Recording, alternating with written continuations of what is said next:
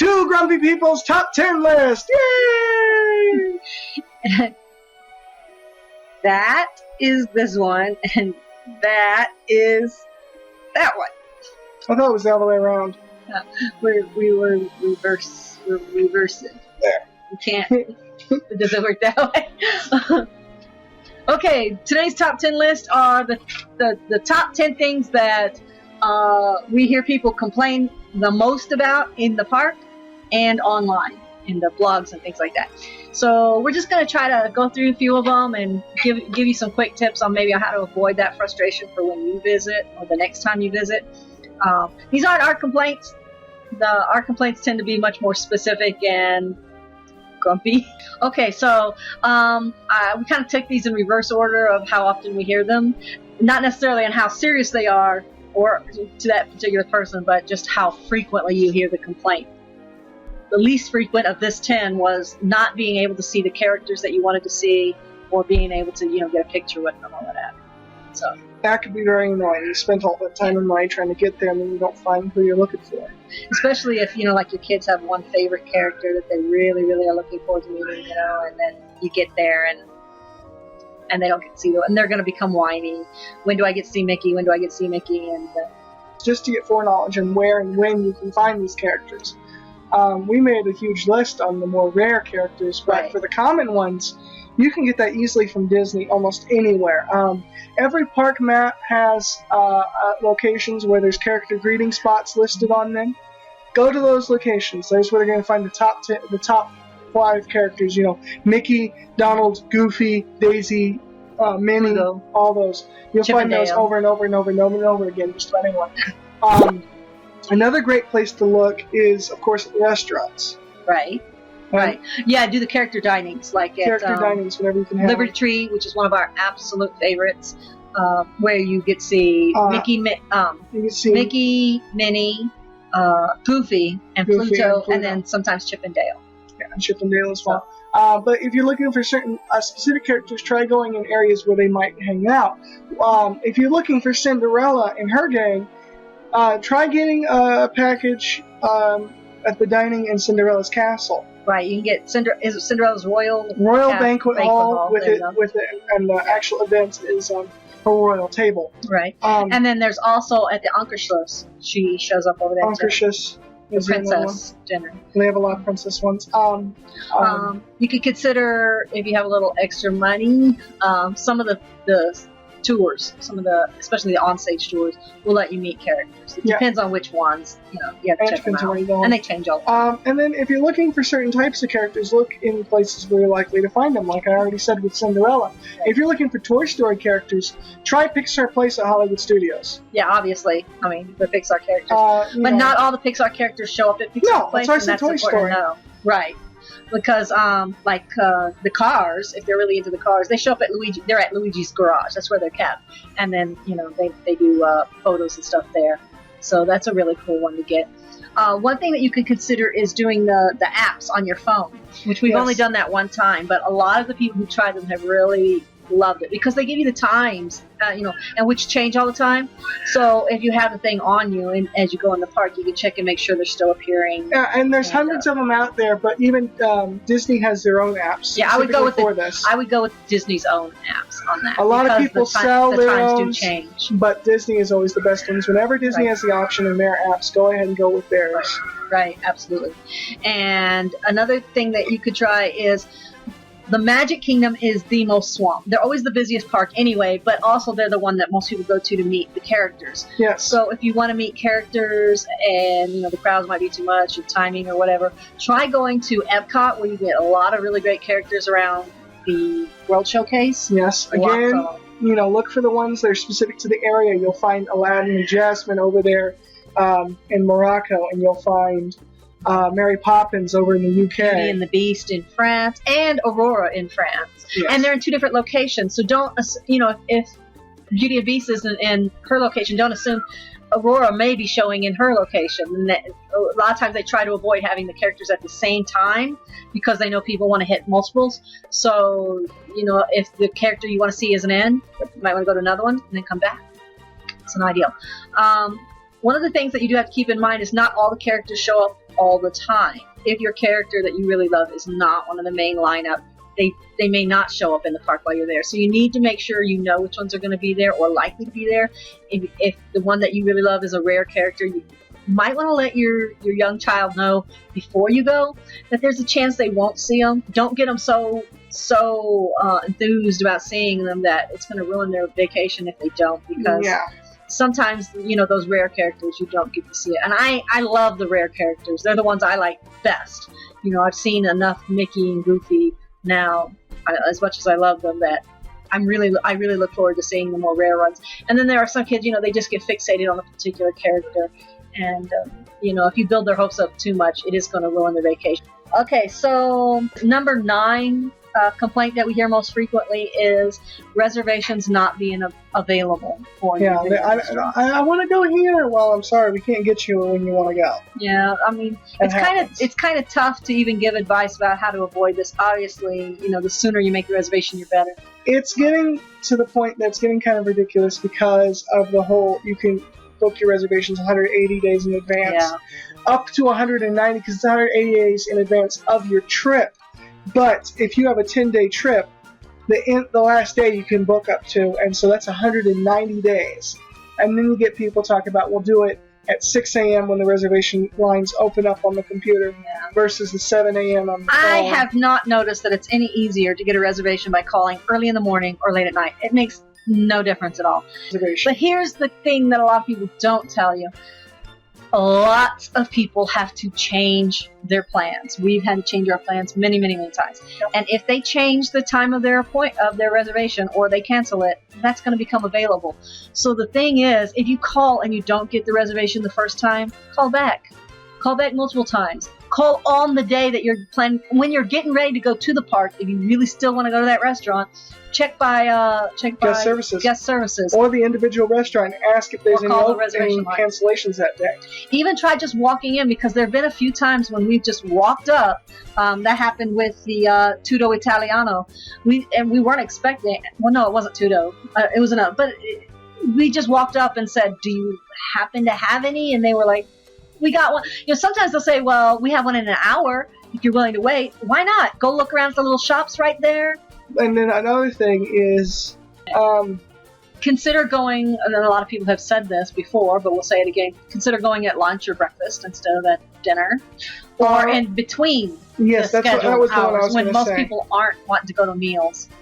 Go during the parade, because a lot of people don't want to schedule. Very popular during the parade. To go during the parade to almost anything, attractions or even during the fireworks. The only reason we were able to get into Coral Reef was because we scheduled it during illumination. Yeah, it was like 10 o'clock at night. You know, it was really late. It was their last available reservation for the day. And if you are planning it out months in advance, then you should be able to make yourself flexible enough to do that. A little bit, yeah. Now, one thing I don't think they're doing anymore. One time when we went to Sci-Fi Dine, they used to do this. I don't think they do anymore. When we showed up, they didn't have any reservations, and what they were doing was they were taking numbers from people, and there were 3 or 4 families sitting out there on the curb with us. Oh yes. And as they got canceled or not show up for their reservation, they would call out, you know, the next family who was waiting, who was in a standby line. I don't think they do that anymore because of the whole dining plan has got so popular and everything. So I don't think they do it anymore. But you can ask. You can always ask. You can always ask for standby waiting. You know, on any restaurant, they'll see if they got anything they can. One great thing about like being in the hotels with the reservation line and the front desk, a lot of times if you let them know that you're looking for a reservation, they'll take your number and call you if one becomes available. So that's or they'll leave a message on your room phone. Or they'll leave a message on your room phone. Yeah. So that's always fun. The main thing is to be persistent, don't give up, and be flexible. Just don't assume that because they say there's nothing available now that there won't be something available but later. Also be flexible, because a lot of people will be persistent but very rigid, and other people will be flexible but not persistent. Right, you got to be both. You got to be both, and that's a hard lesson to learn for some of us. But you have to be willing to ask and ask again, and then be willing to take what they can give you. Another thing to keep in mind is some of the restaurants have similar restaurants elsewhere. So the one you really, really wanted to go to, you can't, but there might be another one kind of like it. So if you wanted to go to Crystal Palace, say, and you couldn't get in, but you could get in at park fare. So really look into the ones that are in the hotels because they tend to be a lot easier to get into. Yeah. Some of them don't even require a reservation. And if you're staying at the resorts, take advantage of concierge. They're there for a reason. Yes. On the noise is number 8 on our list. A lot of people complain about. It's really hard to control that by anyone's means. You're not in control of what other people are doing. There's different kinds of noise, though. Yeah. The one I usually have a problem with was just the drone of people talking. Yeah, and that's one that really just sort of gets hooping on my and hollering nerves. and everything else. I think the biggest more or that less one is during a quiet moment. Yeah. Because when you're outside, just outside, out and about. You're outside. Yeah. But when you're inside a show building, there's only so much you can do about other people talking. Obviously, one thing that you can do is try to go to those quiet events during slow times when there aren't as many people. So, and then the other one is the attractions themselves. The attractions, some of them are really loud, unnecessarily. I mean, some attractions you expect to be loud because it's a boisterous kind of ride, like, Toy Story Mania. Of course, you expect that to be loud. Oh, it's not even that loud. It's not really. But some of them just have the soundtrack turned up really loud. A suggestion I've heard many times is take your old earplugs with you. I know that may sound silly, but it really can save your nerves and keep you from getting a crashing headache. Yeah, most people Dinosaur is that's really the one I have loud. A problem with. I mean, there's probably good reason for it being that loud, Yeah. but it seems like every time they turn it up a little bit more. I know part of it is because they're trying to drown out the sound of the ride vehicles. And the actual dinosaur. And the dinosaurs and movements of the animatronics and all. And then part of it is just that it is just... It's dinosaurs. They're supposed to be loud. They're supposed to be loud. But they're so loud, some people really find it frustrating. And also it's very upsetting to young kids. Yes. A lot of children can't handle the noise. And getting them a pair of earplugs or little earmuffs. They sell the ones that are like little characters like Pluto and Minnie Mouse. And Winnie the Pooh. So that would be my best advice for that sort of noise. You can also just try to avoid the noisiest times of day. Go back to the hotel for a little while and then come back when the big rush of the crowd is there. Depending on just how sensitive you are to noise. It's going to be noisier during midday, right after the morning rush when everybody's in the park. Right until it starts getting really hot at noon. The crowds are just huge and noisy. And then it starts to taper off as evening comes on. So, fireworks are a huge noise factor if your child hates noise. Big warning, there are fireworks every single night at Magic Kingdom. It's not a special occasion. Every night they do it. And Epcot. And Epcot, Epcot does... They do illuminations. They don't have fireworks. It has fireworks. It has fireworks as part of it. What I would say is just leave before illuminations because everything closes down once they start illuminations. Yeah. So if you're not going to stay for the show, there's no reason to stay in Epcot. Everything closes. And it's a great way to sneak out for the crowd. Yeah, it's a great way to beat the crowd and get on the bus before everybody's there. So that's terrific. And then Fantasmic is also fairly loud. Also, to avoid the noise because the buses get really loud. Especially during busy times. I would take the little boats wherever you can, the ferries, the water taxis, which you can from some of the hotels. You can between Epcot and Magic Kingdom, right? Epcot and Hollywood Studios. Hollywood Studios, sorry. Yeah. So anytime that you can, the water taxis and ferries tend to be a lot quieter than the buses are. The monorails are actually pretty quiet. Because even though they carry a huge number of people, they're all in separate little cars. Each car tends not to be that terribly noisy, at least not that I've noticed. And the monorail itself is very quiet, so that's one way to kind of avoid some of the worst noise involved. Eating at the nicer restaurants used to be a way to avoid a lot of the noise because the nicer restaurants tended to attract only families that wanted to have that experience. But these days, with the dining plan, more and more of the nicer restaurants are seeing an influx of families and groups that are, just there.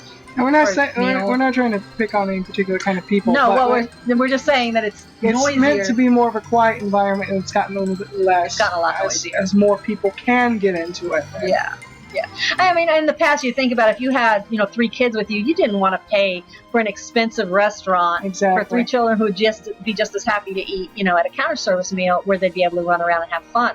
But nowadays, because you're on the meal anyway, you sort of feel about the same either way. And you kind of feel that pressure to get the most out of it and so forth. And maybe that's the only place you could eat. So you get more and more families doing it. Plus, they're offering more, character meals and other things for families. So all of that's going to add to the noise factor. Character meals are always going to be noisy. We love them. But they are really noisy. So if you're a family that really cannot stand the noise, you might want to skip the character meal as a warning. But some restaurants still do. They seem to maintain that quiet atmosphere more than others. Sci-Fi is really loud. Don't go there. What other restaurants are really exceptional? Well, we know the one in Tomorrowland is really, really loud. Ladies and gentlemen, Cosmic Ray is proud to present the biggest little star in the galaxy. Direct from York City on the planet Zork, put your hands together for Sunny Eclipse and the amazing Astro Organ. And then there's one, it's not Disney restaurant, but it is pretty loud, is the Rainforest Cafe. The Rainforest Cafe, skip it. If you don't like noise, it is really crowded and really noisy. And they have a soundtrack that plays. They have lightning and thunder. It scared. They have lightning and thunder, and it scared the bejesus out of our little niece and nephew. So. Yes, lightning thunder, and we haven't been to this yet, but we're assuming it's going to be the same as T-Rex, which is also downtown Disney. So it's the same people that run it, so it's going to be very, very similar. Yeah. Loud and lots of stuff going on. Yeah, I have to say that Crystal Palace did not seem loud, even though it has the characters. Of course, the characters, I don't think they were in there when we were there. No, we didn't go during character movies. But it wasn't terribly loud. No.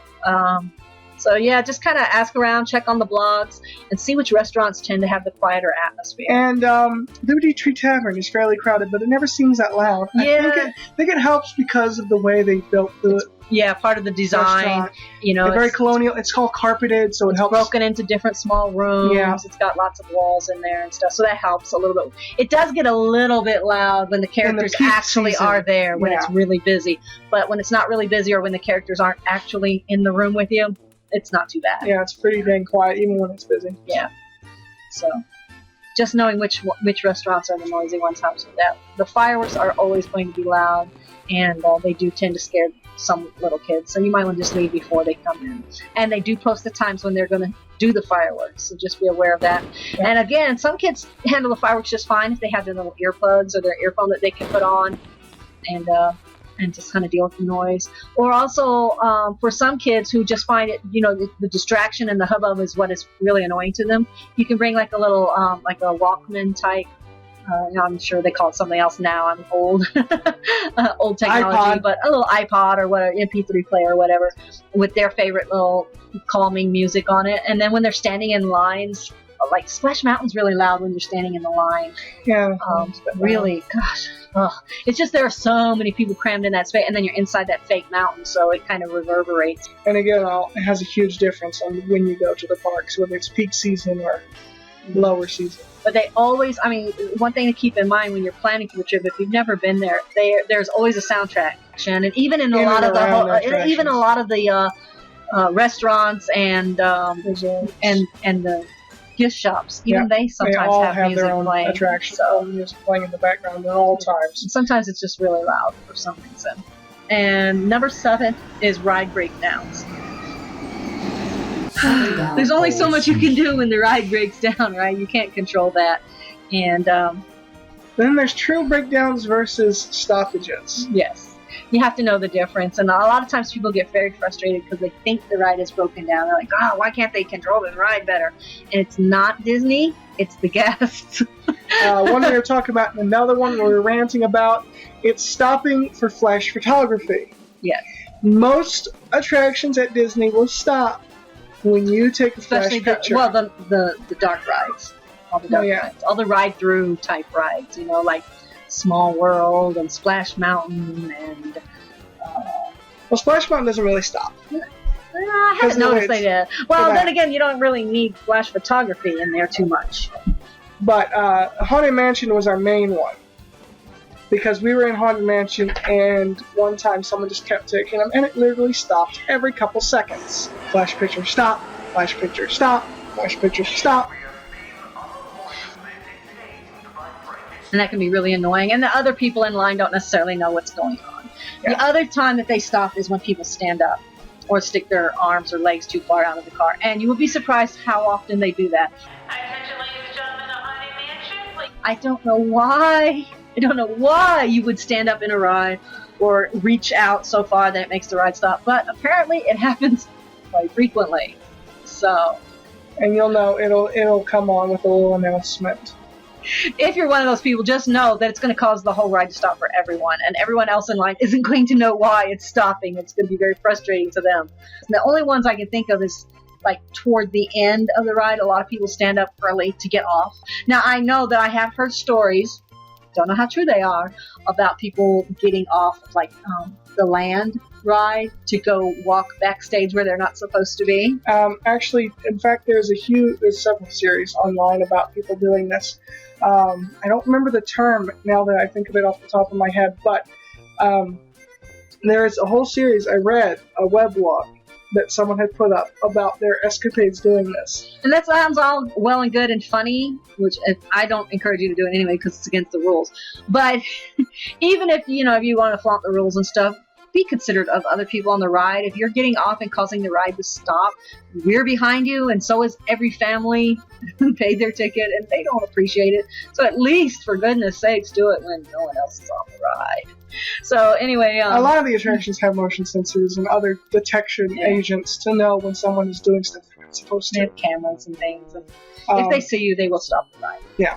But the other half of that is sometimes the rides really do break down. Some rides are way more prone to it than others. Test Track comes to mind. Test Track is the most broken down ride ever. It's in the top 5 if you do YouTube search on broken down or having to evacuate rides. It's I in never the top understood 5. why it breaks down so much either, because it's like a magnetically, the track is magnet. It's like a slot car, and those don't break down. Maybe I'm really ignorant of the science involved. Oh, maybe it's the computers that are actually messing up most of the time. They're glitching. Because the actual mechanism of the car, the hardware is pretty basic. Like and we pretty said, it's a foolproof. very advanced slot car. It's a very safe ride. Even if it breaks down, it's not going to fling you through the air or anything. It's just going to the power stop. cuts off, and It's it just gonna stop. And you're parks. just going to be sitting there watching the same scene forever. Well, you don't really watch the scene too much unless you're inside. If you're inside, a lot of people stop on the outside. I wouldn't mind stopping on the outside. I would use that as an opportunity to take pictures, especially if it stops at that one section, because you're actually getting a view backstage, but you don't see it very long usually. Because you're going 60 miles an hour. I would take lots of pictures if it was me, but most people would find that annoying, actually. The best way to deal with broke down rides, well, there's a couple of ways. One is to know which ones are broken down before you walk all the way over to the ride, and the way to do that is to stop by information stands. Any of them broken down, or ask specifically about your ride. So the Test Track is number 1 on the broken down list. Space Mountain is, I think, number 2 or 3. Splash Mountain, surprisingly enough, has been evacuated quite often. but they usually get it back up and running like in no time. Yeah. Pirates runs continuously with little problems. Haunted Mansion, most of the Omni movies run pretty good. Twilight Zone Tower of Terror has That had one to is- be evacuated a few times. That one's number 5, I think, on Theirs the is list. because they do have a very, very, very complicated sophisticated ride Yeah. system. and any failure is automatically a stop on that vehicle. There's no, they don't have any that they can override or ride through, where they can just skip scenes or something like that. If anything is not functioning, it stops the entire ride. We actually got that explanation from the engineer. So, the Imagineer. The Imagineer, yes. We did go backstage and talk to one of them about it. So, I was on one that broke down. really? It started to play this. They started to ride the whole ride again. It went too far past the door where we were supposed to get out, and it started to back up and go on to the next door. And they had to stop it. It was pitch dark, and they had to back it up and put it back at the door it was supposed to exit out at. Oh, one thing to keep in mind on some of the continuous loaders, like Oh yeah. Spaceship Earth and I know what you're about to say. and Haunted Mansion, if they have to load someone who's on like an ECV or a wheelchair, they have to stop it momentarily. So if you stop, it may not be that the ride's messed up. They may just be having to load somebody with some little extra needs, and they'll start back up in a minute. You can also get apps, just like you can for the characters. There are some apps that will tell you when the ride's breaking down. So if you're somewhere away from the information booth and you're getting ready to head over to Rock and Roller Coaster, you can check, make sure this thing is still running before I walk all the way over there. And also have alternates in mind before you go, so you already are aware. A lot of times we'll do that. Well, the first thing we want to hit when we come in the park is usually Tower of Terror. But if we can't, you're going to go to Rock and Roller Coaster, and I'll go over here and get an ice cream cone, because I don't ride Rock and Roller Coaster. And then sometimes you go Rock and Roller Coaster and it's broke down. And then your next option is get an ice cream. Just go get the ice cream and just sit and wait. The buses. Number 6 on our list was people complaining about the buses. And that's kind of like a lumped together one because they have lots of different complaints about the buses. Yeah, there's a lot, and there's a couple that are ours. Yeah, we have a couple too. A lot of people have problems with wait times on the buses. Like they don't come very often, blah blah blah. There's a lot of things to keep in mind with that. It's a really complicated system that's going on, trying to get everyone to all the different locations they're trying to go. They flex the amount of buses and how often they come based on which park has the most attendance of the day, which park has the extra hours, which resorts are more popular, which parks are more popular. It's just a huge thing that they combine all this information together to figure out when and where the buses are going to be. Sometimes you say, oh, well, this is ridiculous. We're way full, and then that bus just pulled up and it's empty. But you have to keep in mind is that bus may not be coming directly from it. They may have stopped 2 other places and let people off along the way. Yeah. A lot of times they'll stop at Blizzard Beach or what's the other one? Typhoon Lagoon, or even at the mini golf place, let people off and then go on to the park. Or they may have just gotten redirected because they're saying, oh, we have way too many people waiting at the park. Let's get some more buses over there. So that may be why there's almost no people on that bus. And a lot of them hit multiple stops, and that's why they'll get extra full or extra empty, depending on. There's one that goes to All-Star Resorts. It hits all 3 of those resorts. Yes. Versus Pop Century, where it's the same size as all those resorts, but it's by itself as one resort. System, So it has to have separate setup. I've always been happy with the Pop Century buses. We've never had a problem with them, which is weird because it's a huge resort with an incredible number of people. Lots of stops out there. But yet, their buses, they just do a really good job, I guess. And then the downtown Disney buses tend to also stop at the water parks as well. But only during certain times because they're not open. And you have to remember the downtown buses are available to people who aren't staying in the resorts too, so they can't estimate how many people are going to be riding that bus because it's not just a resort guest. They try their best to make it no longer than a 20-minute wait, but sometimes it will be longer based on random crowd fluctuation. And things do happen, like buses do break down. And then you have to keep in mind, depending on the number of ECV riders that they have to load. That will slow it down tremendously. They are required. It is their fault, and it isn't their fault. They're required by law to load them in a safe manner, and the safe manner that's prescribed is they have to load them first before they let anybody else get on to avoid, accidents while they're loading the ECV on. So that can really slow down the whole loading and unloading process, which can throw off the whole schedule. And yes, we've said for a long time, because it's very frustrating, I wish that they had some dedicated buses just for the ECV riders, because that at least during peak times. At least during peak times, during like the start when the park is first opening, when the park is first closing. That would help a lot. The major problem is at peak hours. So the way to avoid it is to avoid riding the bus at peak hours if you possibly can. Take the monorail. Take the water taxis and ferries, walk, or leave the park a little bit early or come a little bit late. But again, that may not always be an option. And that's the other thing to think about is when you're leaving the resort, even if you're leaving at a peak time, you can usually sit behind the line and you'll still be able to get on that bus.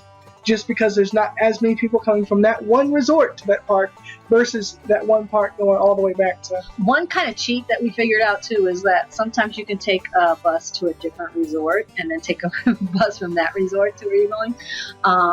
But a lot of times you'll end up shooting yourself in the foot because it's really not any. Because you have to go Just to adding another a leg. place and then to another resort. And then they may have to wait because if that resort bus is usually that empty, that usually means that there's fewer people riding, so they don't send as many buses. The only one I would ever play a game as far as that would go would be Epcot and Hollywood Studios because they have the ferry that connects the two. Right.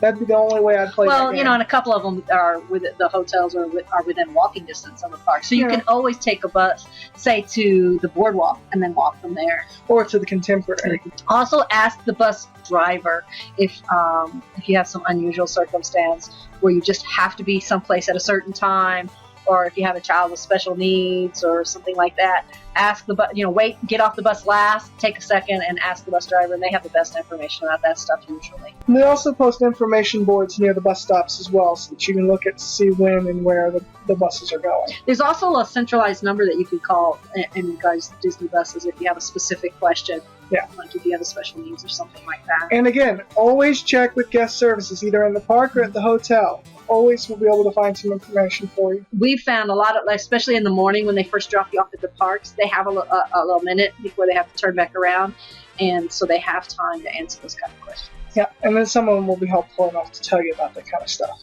If you don't spend all of your time on your bus talking and you listen to the things the bus driver has to say, you'll get some really cool stories out of them sometimes, jokes, trivia, and information about the buses. Because a lot of times the driver will get bored with listening to that same audio track that plays in the background on the bus and just start making up his own, and so you'll get some fun then. Number 5 was prices. And this is a big one. It's not something that anyone's going to be quiet about anytime soon. Oh, no. The price to get into the park has really skyrocketed. Every once in a while you can still get the super discounted military tickets once a year. Because they still do that every so often. Right. And Shades of Green is still available for the military. Military can get their discounted tickets through their MWR offers really good prices. They do offer some pretty cool deals that you won't find elsewhere. If you can afford to get an annual pass, you'll find everything is cheaper because with an annual pass you get everything discounted. Between 5 to 15% off of almost everything. As well as if you go to the park, even if you're going for a long period during that one time, you have to either go more than once or stay for at least a week and a half for it to start being a real value just for the park tickets themselves. Yeah. But whenever we went for 2 weeks at a time because it was during her leave from mid-tour. And you get overseas, a discount if you don't buy the dining, Disney dining, then you can still get discount on a lot of your meals by using the pass. So and if you have an annual pass, you can get discount on your room rates if you're staying on property, as well as you can still include the dining plan because that's based off a room, not off your park ticket. Very few travel agents. I mean, like some of them do, like AARP offers a pretty good discount. You know, if you're an AARP member. If you're a AAA member, you can get deals on there too. AAA. Or the military, something like that. Those are the big ones. But outside of the But just big your ones, average, everyday travel agent. Computer says no. They're not going to get you any better prices than you would get yourself. They may be better at figuring out, the best way to strategize and everything because they do it all the time. But if you have the time to plan beforehand, go online, check out, Diz and Disboards and Ears, All Ears. Allears.net. And there's several other really good sites, or you can get a couple of the books. There's 2 of them that are really good. There's Burn Bombs. Burn Bombs is our favorite, and then there's also Passporters. Passporter is which a big is a very highly rated one with people. Very good for organizing your time. Burn Bombs is the official, and Passporters.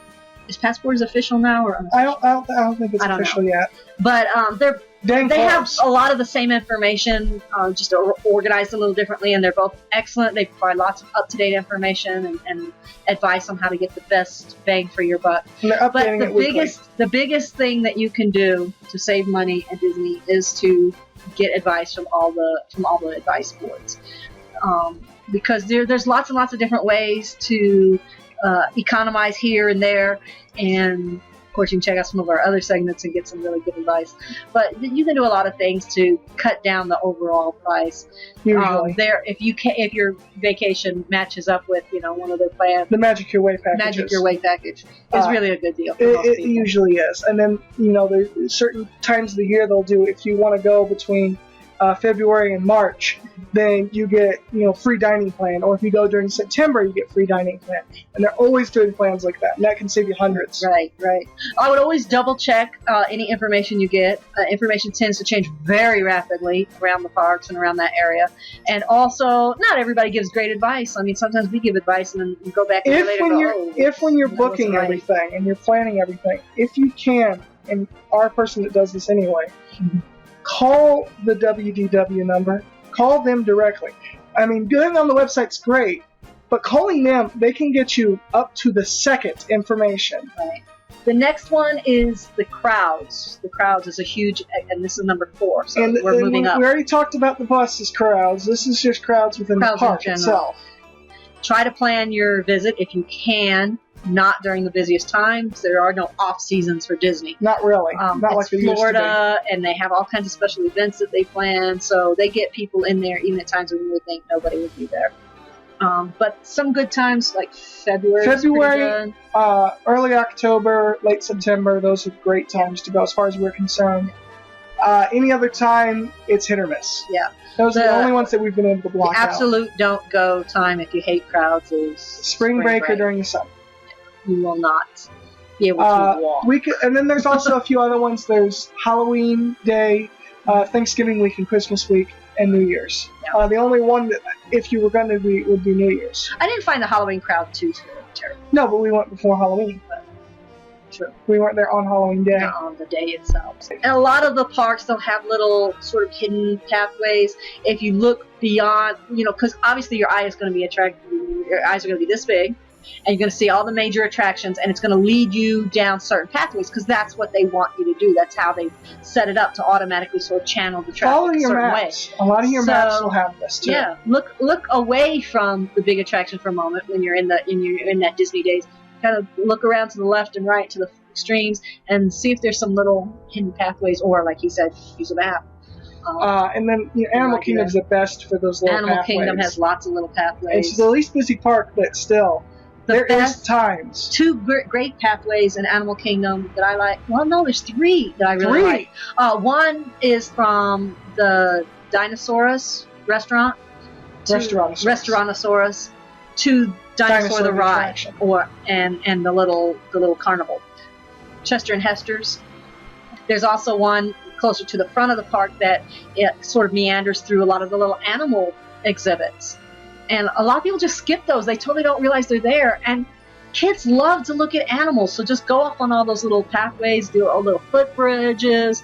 And there's all kinds of tropical birds, giant anteaters, pigs, all kinds of cool animals to look at over there in those sections. So you don't even have to go over to the Africa to the Trek or any of that. You can look at animals right there near the front of the park, and it gets you out of that main thoroughfare where everybody's trying to pass.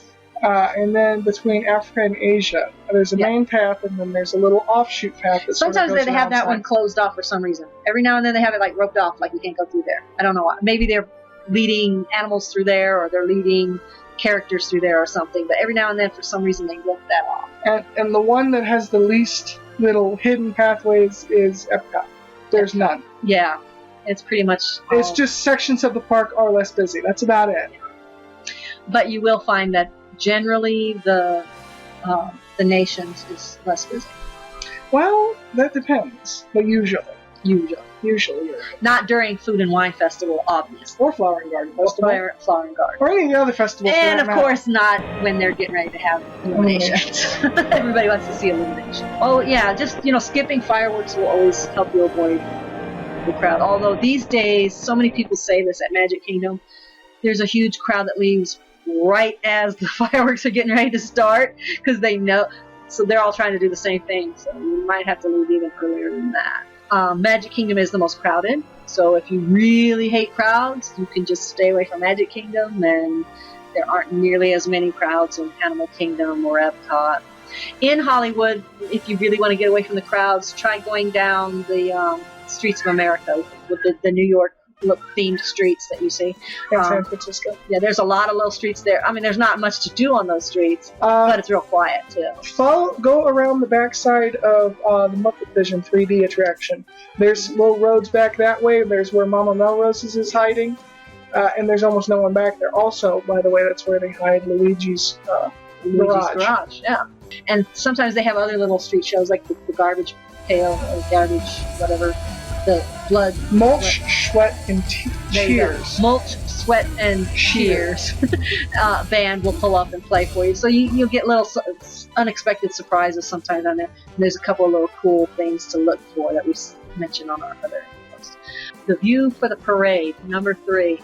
Get a lot of right around time as the parade begins to form. You get what time is 3 o'clock parade? The time is the 3 o'clock parade, 4:35. The most infamous question around Disney World. The biggest complaints you get, of course, from people are that there's no place to sit, which there really isn't many places to sit. But it's a street parade. I mean, in your hometown, when there's a parade, how often is there a place to sit? Are there any really great places to view the parades from? Well, it depends. What you're willing to do. But everybody's going to compete for those, and generally, any good idea we give you, someone else has already thought of. Of course, everybody mentions the firehouse. Not the firehouse. The train station. The train station, which is one of my favorites. Upstairs in the train station. Goodness. Some people have mentioned that there's like a horse wagon parked outside of a couple of the stores, and those are good places to sit and watch the show from. But obviously not more than a couple people can sit there. There was one time outside of the Yield Christmas shop that we were able to sit in the sleigh. Yeah. They had parked out. And it's a great place to sit. Again, not more than 1 or 2 people are going to be able to sit there. They also have some little tables there for some weird reason. It's not a restaurant, but there's some tables. There used to be something there. Yeah. It's been changed over the years. Of course, then again, all the Hall of Presidents used to wear mops for wigs. That's true. Not all of them. Almost all. Most of them. Parade. Well, obviously you can go early and claim a spot. It can get kind of hot sitting out there. You might want to bring you a towel or something to throw on the hot pavement, or maybe a little umbrella to put over you to keep cool. If you're pushing a child in one of the little umbrella strollers, that's a great place to. You can just park him and wait. Park him. No, stay with him. Don't park him and leave. I can just see. My kid's holding our place. We're good. How's your son? People do that. 18 months. I hope not. Don't do that. Don't park your stroller and leave to claim your spot. A lot of people have done it. A lot of people have come back to find their stroller gone because as they're setting up for the parade, they will park your stroller for you in stroller parking. So you need to be with your stroller to reserve a spot. Now you can leave one person of your party. That's what we do a lot of times. We'll go and we'll sit, and one person will sit there with all the stuff while someone else goes off and gets drinks and things like that.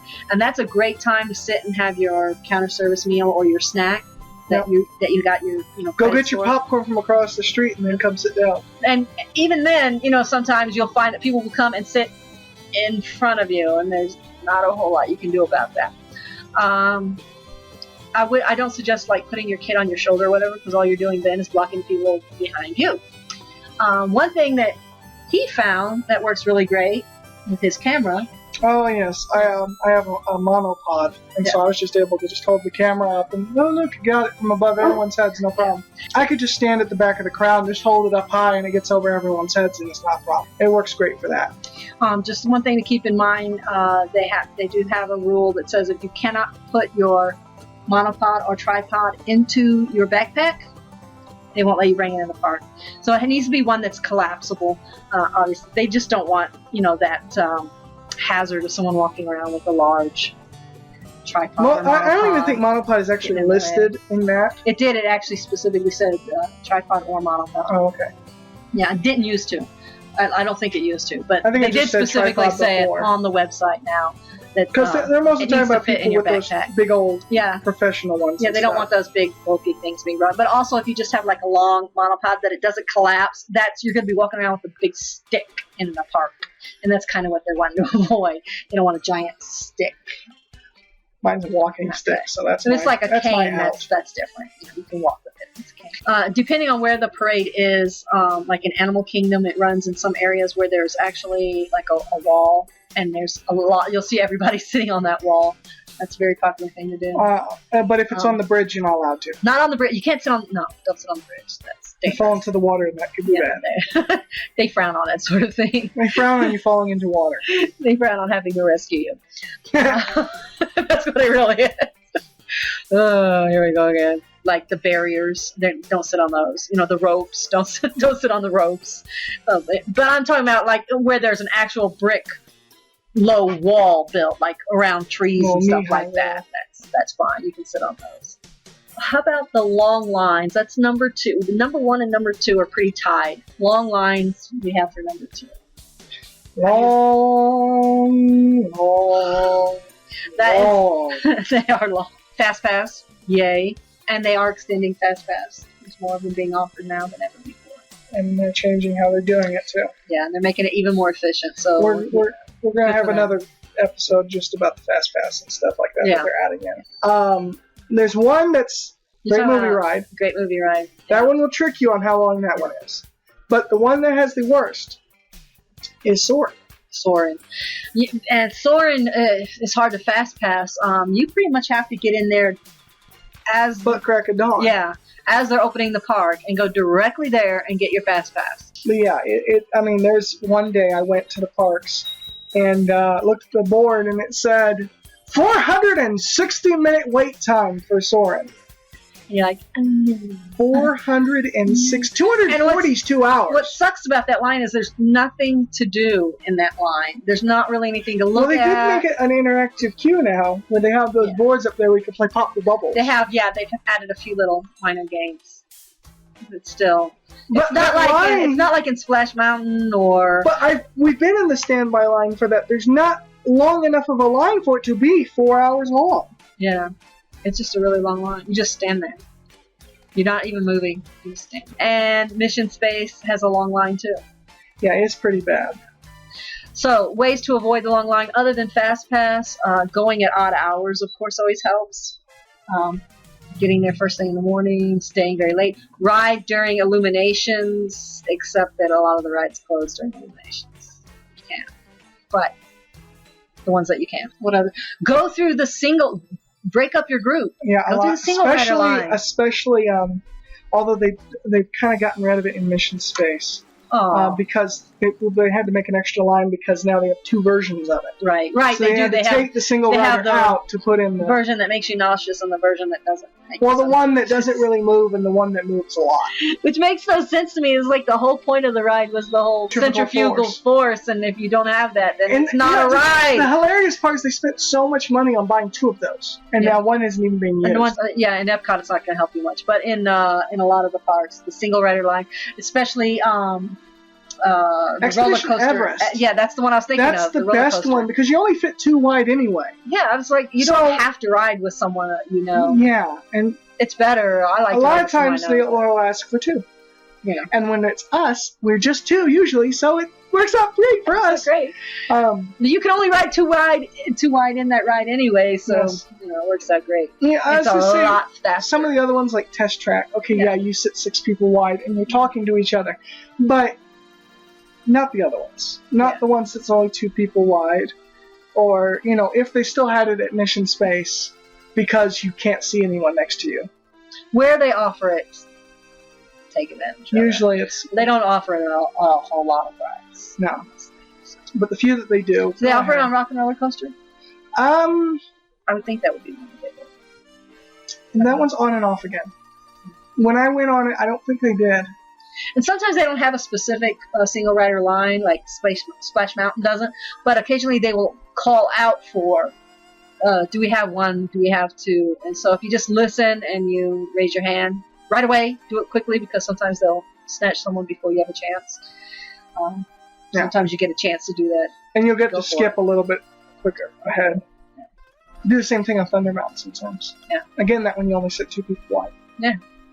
I'd do it on almost any ride, but it will get you right through the line a little bit faster. Other things to do is bring along like a handheld game or a phone with an app on it. Especially like we had Disney Trivia on one of ours. Yeah, we had we had the Disney Mobile perfect. Magic installed. It was which great is a also for app. waiting for the buses when the bus line is so wait. Bus line is so wait. Yeah.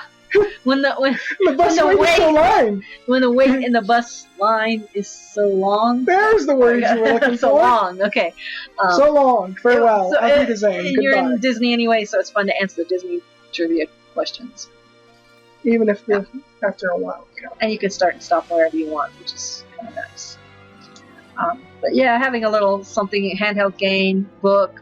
We also tried taking the trivia cards with us, which is fine. Just put some of them in a little plastic Ziploc baggie.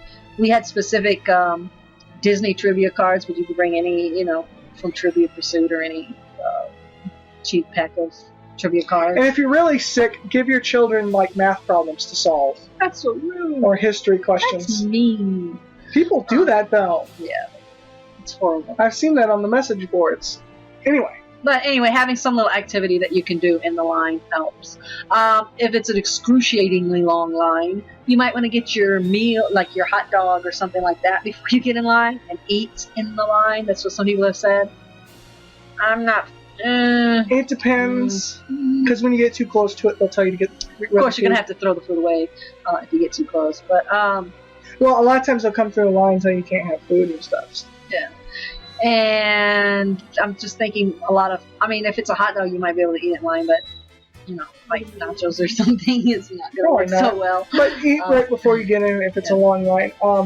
And again, with having like your phone or something, maybe you could have a Disney movie on there you can watch. If it's a long enough line, there you go. You could get through a whole movie if it's an hour-long line. So yeah, those are just different things that you could do to occupy yourself while you're in the line. There's not really much you can do about just the fact that it is incredibly long.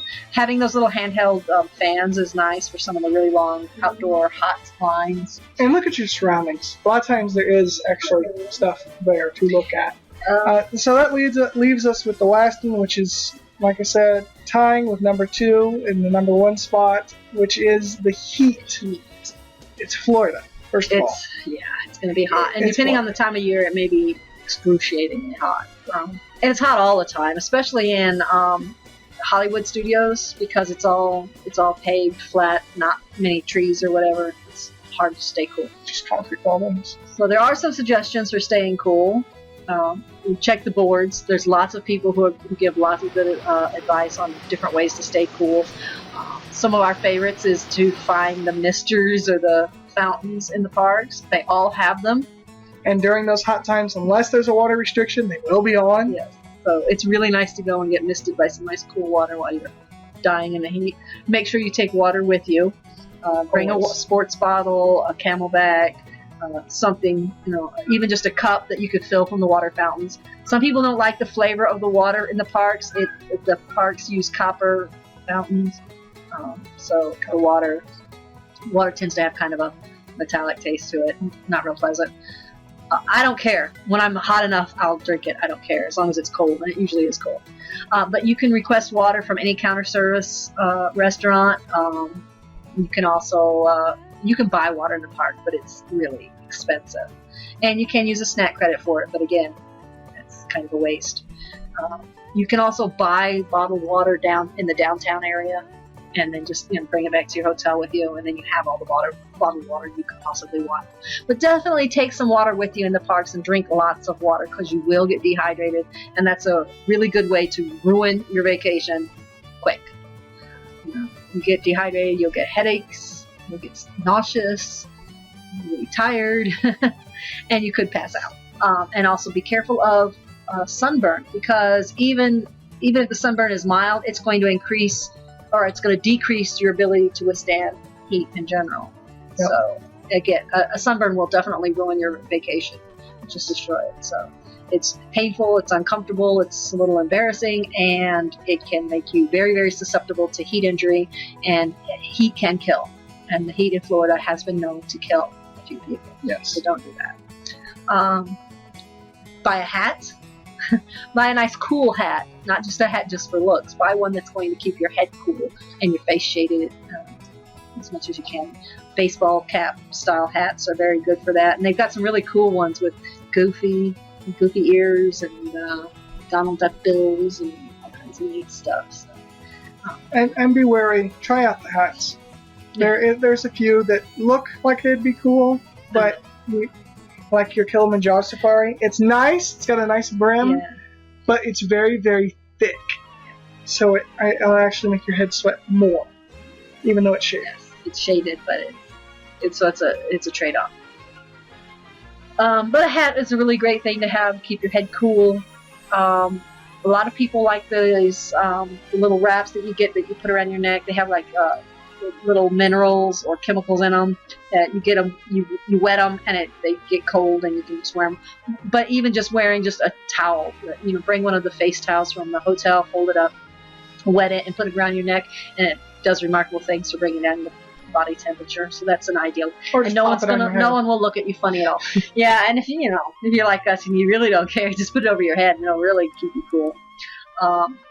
But particularly if you're bald, you really need to cover your head in Florida, because the sun will destroy your head. Yeah. It's funny how many redheads we saw that weren't redheads. Yeah, you're not red. That's not an attractive look. With the blisters, that's not attractive on anyone. Sunscreen, of course, you want to use. They sell these really great little spray bottles that have a fan built in, and we really recommend them. If you buy them in the park, you're going to be spending a lot of money, like $20-something. But you can buy them nowadays at Walmart or Family Dollar or a lot of other little places. And there in Orlando, they sell them all over the place. So you can get them a lot cheaper if you look around. Or you could just get the little handheld fan. I like the Mister. It makes it that much cooler, but the little handheld fan works too. Make sure you have batteries in it. There are a lot of covered attractions. A lot of people like to seek those out. Just keep in mind that when it's extremely hot out, everyone's trying to do that. Yeah. Everyone's going to the covered attractions. In Animal Kingdom, you can go to the bird show, which is never oversold, and it's kind of boring for some people, but I like it. And you get to sit down in a semi-shaded area. So you want to look for those little things. Again, take those side paths because a lot of them are shady. And so there's lots of ways to beat the heat. Go back to the hotel during the hottest part of the day. That's the best advice most people give, and it is really good advice. I know that you don't want to leave the park because you're having such a great time, but remember they have awesome pools at all of the Disney hotels, resorts. Terrific pools and other activities at the parks that you can participate in. So you might want to check those out. Or you might want to just save the biggest part of going to the parks for in the afternoon when it's starting to cool off. Whatever. Another thing that you can do is hop on the train or ferry or monorail, or if you're in Magic Kingdom, the TTA, and just take a little ride. You're going to get a little breeze. It's cool. If you're on the monorail, obviously it's air conditioned, so you're in out of the heat and you get a nice little tour, and so you're not having to leave the park, but you get cooled down quite a bit without paying anything extra. Well, ice cream. The funnest way, yes, to beat the heat in the parks is ice cream and ice cream. Ice cream. There's an ice cream parlor in Magic Kingdom. Actually, there's a couple of them. There's a really nice one, and then of course there's lots of little carts. Downtown, they have Ghirardelli's ice cream and chocolate. Very famous, delicious ice cream. Also usually quite busy. In Magic Kingdom, there's a ice cream parlor on Main Street that is extremely popular, and it's been there since the park opened. Yep. You can also get Beaches and Cream. Beaches and cream. Beaches and cream ice cream. I said beaches and cream. Scream at your beach. Woo! You can get woo! There's an ice cream shop at Epcot as well. Oh yeah, that's right. Over there by the Coca-Cola area. Yes, it's Fountain View Plaza is where it is. Fountain View. Yes, very popular. And of course, there's just lots of little carts everywhere selling the Mickey heads. Yay! And over in Magic Kingdom, they sell the Dole Whip, which is really popular. I don't like it. They also have a citrus one too, It's really cold. which is made with more oranges and stuff. Oh, too. that's As well as you can also get the Mickey ice cream sandwiches, which is my favorite. Yes. I prefer that over the Mickey head. So ice cream. Oh, and malts. They sell Bill and Men's. Dockside Diner. And Dockside Diner has awesome shakes and malts. And then, of course, they have the ice cream at Dinosaur Gertie's. They're both on Echo Lake in the Hollywood Studios. And then, of course, there's the 2 restaurants right off of Echo Lake where you can also go inside, and there's ice cream in there, too. There's ice cream everywhere in Disney. Yeah, you can get Ice it cream everywhere. We love ice cream. You can get ice cream with your desserts and stuff. It's a great way to stay Everywhere's ice cream. Stay cooler. Go inside where it's air conditioned and then have some ice cream, then you'll be cold. I like the ice cream on Main Street because it's the old-fashioned ice cream scoop ice cream cones. You can get, so those are awesome. I prefer the ice cream at Liberty Tree Tavern because that's true old-fashioned ice Yeah, cream. that's real churn ice cream and served with pie, Apple cobbler, actually. apple cobbler, calamari.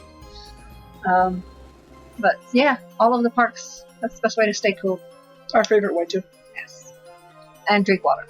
Drink, lots of water. Drink water, eat ice cream, be happy. And watch our special podcast on the fountains in the park because we'll tell you where all the best ones are.